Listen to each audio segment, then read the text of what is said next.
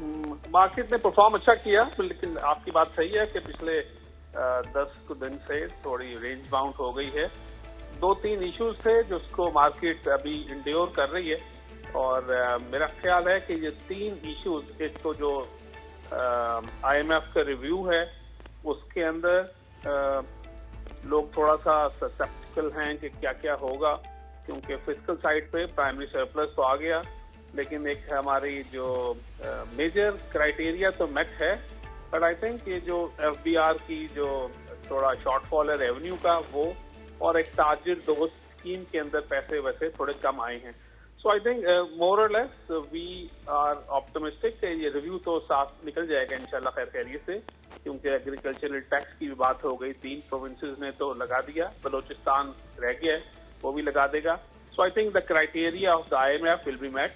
Inflation और interest rate हम सबको ही पता है कि कंट्रोल में पाकिस्तान में आया हुआ है अल्हम्दुलिल्लाह आफ्टर अ लॉन्ग टाइम, अच्छे रिकॉर्ड्स बन रहे हैं। करंट अकाउंट के सरप्लसेस भी अच्छे आ रहे हैं, फर्स्ट हाफ में 1.2 बिलियन से ज्यादा का आ गया। आई थिंक ये जो थोड़ी सी इंक्वायरीज जो ब्रोकर्स और इन्वेस्टर्स और छोटे सरमायाकारों की जो शुरू हुई थी, उसने थोड़ा रोर क्रिएट किया था अमंग्स द इन्वेस्टर क्लास। हालांकि वो रेलेवेंट पुराने केसेस हैं और रेलेवेंट फोरम्स पे चल रहे थे, बट आई थिंक इसने थोड़ा सा नॉइज क्रिएट की थी सिस्टम में। मोर और लेस चीजें ठीक हो रही हैं। MSCI का भी एक रिव्यू 11 फैब को दोबारा जो पीरियोडिक है वो हो रहा है। हाँ, पहले एक आपने बात जो की उसमें मुझे याद आया कि जो इंटरनेशनल मार्केट्स का लोग थोड़ा सा ले रहे थे असर, कि जब ट्रंप ने लगाने की कोशिश की टैरिफ्स, तो मार्केट्स इंटरनेशनल गिरी। हालांकि मैं ये समझता था और समझ रहा हूँ कि अगर टैरिफ कहीं लगता है तो इसको पाकिस्तान को तो उसका फायदा होता है, बिकॉज हमारे पास जो कमोडिटी प्राइसेस हैं वो गिरती हैं, तो हम क्योंकि हमारी बहुत सारा इन्हिसार इंपोर्टेड चीजों पे होता है, तो टैरिफ के लगने से, कमोडिटी की प्राइसेस के गिरने से पाकिस्तान तो बेनिफिशियरी है। और वैसे भी ये टैरिफ लग रहा है तो हमारे पास जो री रूटिंग की ट्रांजैक्शंस आएंगी, जो कि असेंबली वाला काम है, जिस तरह ऑटो समझ लें, मोबाइल की समझ लें, तो यहाँ से बहुत सारी इंडस्ट्री री रूट हो सकती है, बिकॉज पाकिस्तान से अमेरिका की एक्सपोर्ट बहुत कम है, और जिन मुल्कों पे इसका असर ज्यादा है वहाँ तो डबल डिजिट्स में उनकी एक्सपोर्ट हैं टू USA। तो I think it is up to us कि हम इस वाली ट्रांजैक्शंस को, इस तरह की अपॉर्चुनिटीज को कैसे कैपिटलाइज करते हैं। और मार्केट जाहिर है सब चीजों के रिफ्लेक्शन देगी। तो मार्केट के अंदर इस वक्त ये जो लल पीरियड है ये इंशाल्लाह आज या कल में दूर हो जाएगा, एंड आई एम ऑप्टिमिस्टिक कि मार्केट यहाँ से दोबारा अपना अपवर्ड रैली शुरू कर देगी।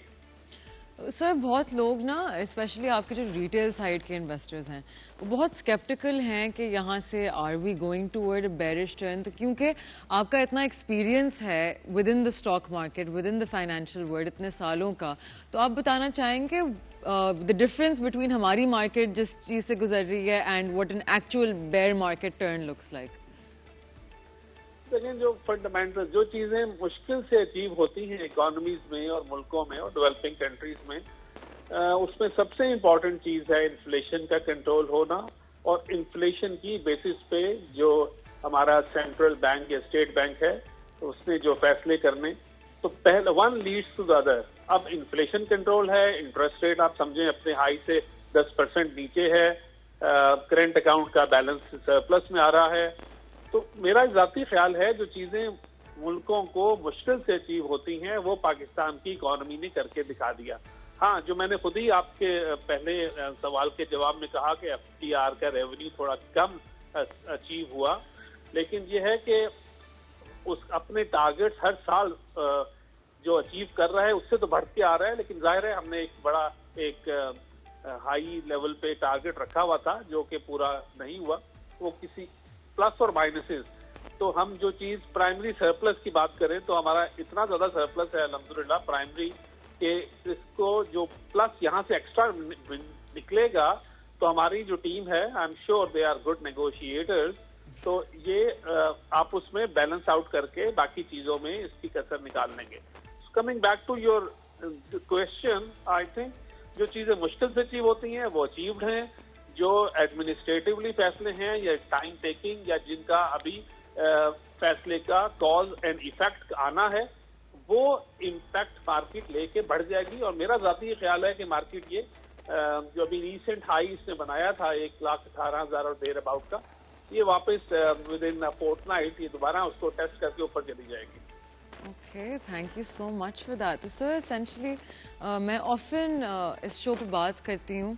अबाउट द फैक्ट कि हमारी जो इंस्टीट्यूशंस हैं somehow they have failed to market our stock market compare to आपकी क्रिप्टो, आपके स्कैमर्स, फ्रॉडस्टर्स, वो ज़्यादा मार्केटिंग पे जोर देते हैं। Why is there a lack? You are spot on when you say this, because जो चीज अलाउड नहीं है उसकी भी अगर हम सोशल मीडिया पे बात गश्त समझें और अपने दोस्तों से और अपने ड्राइंग रूम टॉक्स और ये जो देखें, तो हर एक को क्रिप्टो का, बिटकॉइन का, हर चीज का शौक है और somehow the other they make their way to invest either directly or through their siblings or somebody abroad. So I think इसकी थोड़ा फैन से ज्यादा है, थोड़ी इसकी फॉलोशिप और डिस्कशन में जब आपने मार्केट की नॉलेज आपको हो, सेक्टर की हो, इकोनॉमी की हो, तो then only then you can discuss. लेकिन ये जो टेक्निकल एनालिसिस होते हैं इसके अंदर you don't have to have a broader economic background to discuss this. तो अभी आपको जो ये क्रिप्टो की बातें हैं और ये जो कमोडिटी की बातें हैं, ये इंटरनेशनल जो भी आप इसको अपने 3-4 पॉइंट्स समझ लें उसको, और तो you can prevail upon the group discussion. So I think लोगों ने और हमारी जो सेकंड जनरेशन है या जो यंगस्टर्स हैं, इन लोगों ने क्रिप्टो बिटकॉइन में देखा देखी कमाया भी है और इन लोगों को इसका थोड़ा सा ज्यादा अट्रैक्ट कर रही हैं ये चीजें, बिकॉज ये इंटरनेशनल लेवल पे they feel elevated about themselves when they invest in a international commodity. That's fair enough. लेकिन सर हमारी जो institutions हैं, right, like हमारी brokerages, हमारी AMCs, any financial institution, even banks for that matter, I feel like बहुत traditional marketing चल रही है, यूथ को इंगेज नहीं किया जा रहा, बहुत अडल्ट मेल फोकस्ड मार्केटिंग है, विमेन डोंट फील इंक्लूडेड। औरतें अक्सर कहती हैं कि हमें लगता नहीं है कि इन्वेस्टमेंट हमारे लिए, हमें तो हमेशा ऐसा लगा है, बिकॉज वो ऐसा इमेज बना दिया गया। तो हमारी इंस्टीट्यूशंस क्यों नहीं मार्केटिंग पे जोर दे रही और क्यों नहीं अपने टिपिकल माइंडसेट से निकल के थोड़ा दूसरा, जिस तरह क्रिप्टो ने मार्केटिंग अडॉप्ट की हुई है उस तरह की मार्केटिंग क्यों नहीं कर रही? मैं आपकी बात से इत्तेफाक तो कर रहा हूँ, बट ये है कि इट इज एवरीबडीज रिस्पॉन्सिबिलिटी, हमारे ऊपर ज्यादा इसका होना चाहिए ऑनरस। मुझे याद है स्टॉक एक्सचेंज हर साल करता था रिमोट एरियाज में और टॉप 4-5 ब्रोकरेज हाउसेस को साथ लेके जाता था। I think yes the case and the cause of the capital markets in Pakistan ये सही तरह आज तक प्रेजेंट नहीं किया गया। ये इसको हम सब लोग, खैर मीडिया, मुझे शुक्र है कि आहिस्ता आहिस्ता मार्केट में स्टॉक मार्केट की कवरेज में ज्यादा आ रहा है, बट आई थिंक इसके ऊपर कोई प्रोग्राम करेंगे कि what needs to be done, कि जिससे हम लोग बैंक में पैसा रखवाने के बजाय एटलीस्ट उसका गवर्नमेंट ऑफ पाकिस्तान की इजारा सकूक में डायरेक्ट इन्वेस्टमेंट करें और जब उनको थोड़ी बहुत समझ में आए उसके बाद स्टॉक मार्केट में आए। स्टॉक में अगर खुद आने का टाइम नहीं है तो म्यूचुअल फंड के थ्रू आए। आई थिंक ये म्यूचुअल फंड की पेनिट्रेशन हमारे ब्रोकरेज हाउसेज से थोड़ी ज्यादा है, बिकॉज उनके पास अच्छी मार्केटिंग टीम्स हैं। हमारे जो स्टॉक मार्केट के ट्रेडर्स हैं और जो मार्केटियर्स हैं, जो मार्केटिंग डिपार्टमेंट वाले हैं, ये लोग कोशिश तो करते रहते हैं, इंस्टीट्यूशंस में जाते हैं, एजुकेशन इंस्टीट्यूशंस में जाते हैं या ऑर्गेनाइजेशन में जाके एक दिन का कैंप लगाते हैं, but I think it needs much more than what we are